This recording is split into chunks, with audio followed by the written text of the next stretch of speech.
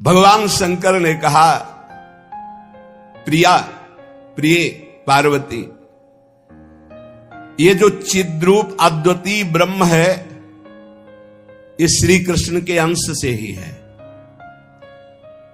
जो महाविष्णु है ये लिखा हुआ है, पढ़ना हो तो पढ़ लेना पद्म पुराण पाताल खंड में। नहीं कहने लगते हैं कि ये तो राधा उपासक ये और किसी को मानते ही नहीं हैं। नहीं, मानते हैं, जानते हैं, पहचानते हैं, पर जहां से जो वर्णन हो रहा है, सर्वधारा प्रकट हो रही भगवान व्यासदेव जी के सब जितने अवतार हैं उनके सबके अवतारी परम पुरुषोत्तम पर ब्रह्म परमात्मा भगवान श्री कृष्ण है। भगवान श्री कृष्ण की आत्मा श्री लाडली जो है, आप समझो, जो लिखा है उसमें भी छाती का अनुभव आपका क्या है, आपने क्या उसमें डूबकर प्राप्त किया है। हम राधा किशोरी की पढ़ी केवल बातें नहीं कह रहे, हम हनुमान जी तो है नहीं कि ऐसे छाती चीरा तुम्हें दिखा दिया कि श्यामा श्याम मांस ही निकलेगा, वो कुछ नहीं दिखाई देगा, क्योंकि तुम्हारा मांस देखने वाले नेत्र हैं। अगर श्यामा श्याम देखने की कृपा कर दें आपके ऊपर कि आप देख लो तो बिना चीरे देख लोगे, पक्का समझ लो। क्रोध और आवेश में अंतर होता है, ध्यान रखना। क्रोध होता है जब अपनी इच्छा के प्रतिकूल कोई बात होती है, और आवेश होता है जब धर्म और इष्ट के प्रतिकूल। जैसे भगवान शंकराचार्य जी के पास एक भैरव उपासक आया और उसने कहा कि आप तो ब्रह्म स्वरूप हैं, शरीर में राग आपका है नहीं। बोले बिल्कुल नहीं।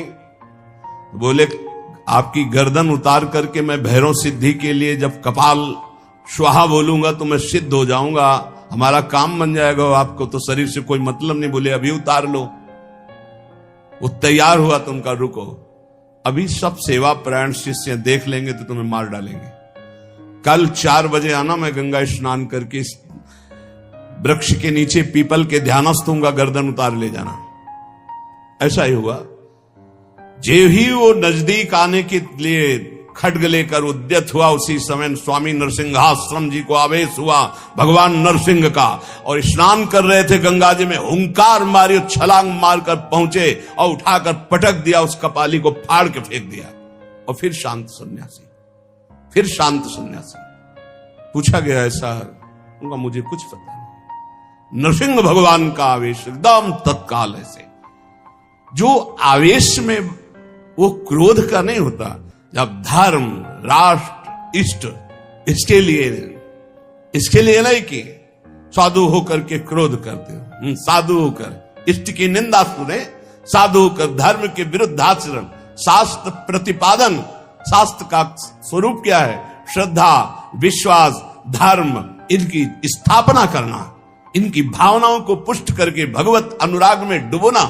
भगवत अनुराग में वाणी को बहुत ही संभाल करके, यहां समझना, इसलिए बोले भगवान शिव कह रहे हैं, केचिद वदंति तस्यांशम ब्रह्म चिद्रूप मद्वयम।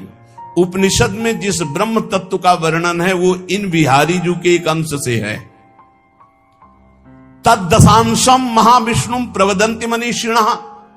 मनीषी लोग जो शास्त्र के ज्ञाता जन हैं वो कहते हैं कि वृंदावन बिहारी श्री लालजू के 10 अंश से महाविष्णु का अवतार हुआ।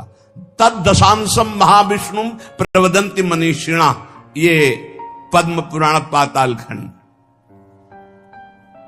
और सनकादि योगीश्वर अपने हृदय में जिन भगवान श्री हरि का चिंतन करते हैं वो भी ये जो गर्दन टेढ़ी किए हुए अधरों पर बंशी विराजमान किए हुए ललित त्रिभंगी अनंत कामदेवों को भी मूर्छित करने की सामर्थ्य रखने वाले वृंदावन बिहारी जी, जो तिरछी चितवन से मंद मुस्कान के द्वारा करोड़ों कामदेवों की सुंदरता को ह्रास, उपहास, लघु कर रहे हैं, ये जो अपने अधरों में बंसी की ध्वनि कर रहे हैं, जो मुरली की ध्वनि से हमारे हृदय को प्रेमानंद में डुबो रहे हैं, त्रिभुवन को विमोहित कर रहे हैं, इनकी महिमा अगाध और अपार है। हे पार्वती जी, ऐसा भगवान शंकर।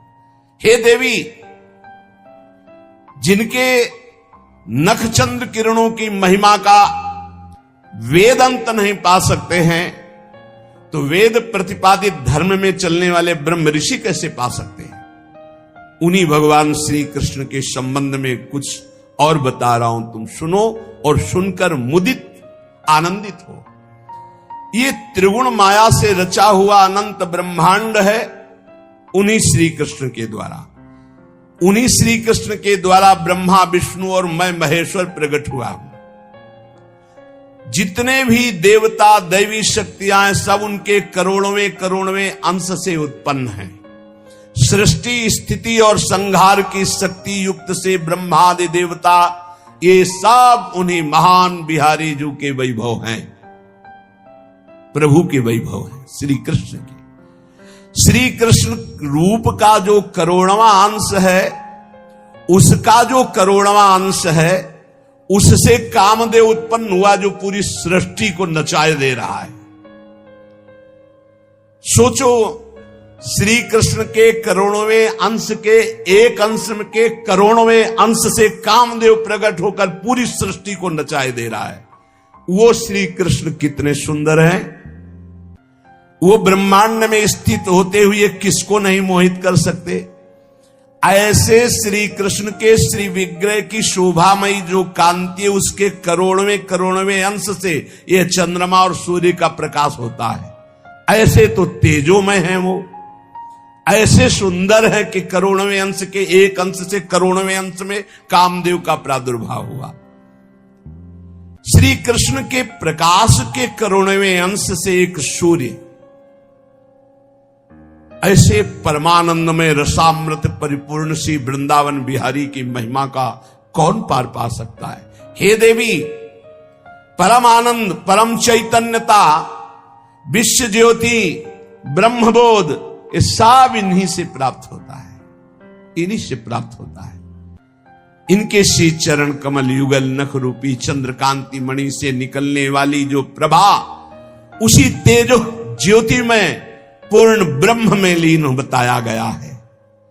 और ऐसे विश्व को मोहित करने वाले मदन मोहन, जिनके करोड़वें अंश में सब सूर्य चंद्र काम आदि देवी शक्तियां, इनको श्री राधा जी अपने अधीन किए हैं, इसलिए इनकी प्राण वल्लभा है।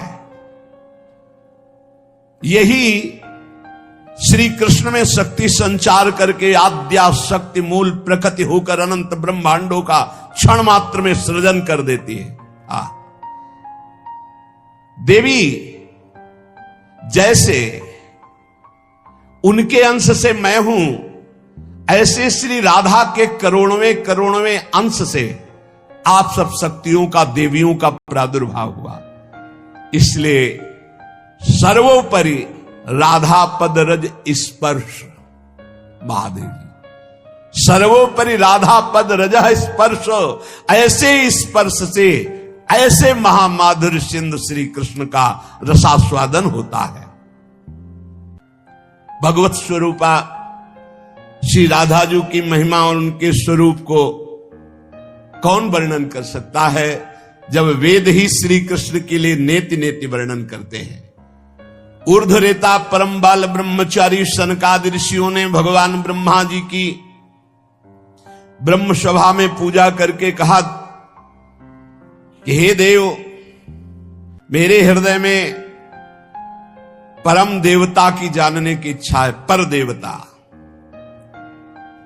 जिससे सब शक्तियों का प्रादुर्भाव होता है, सृष्टि का हेतु भूता जितना भी सामर्थ्य शक्तियां हैं, ये सब कहां से प्रकट होती, कौन है इनका प्रकट करने वाला। श्री उपनिषदों में राधिको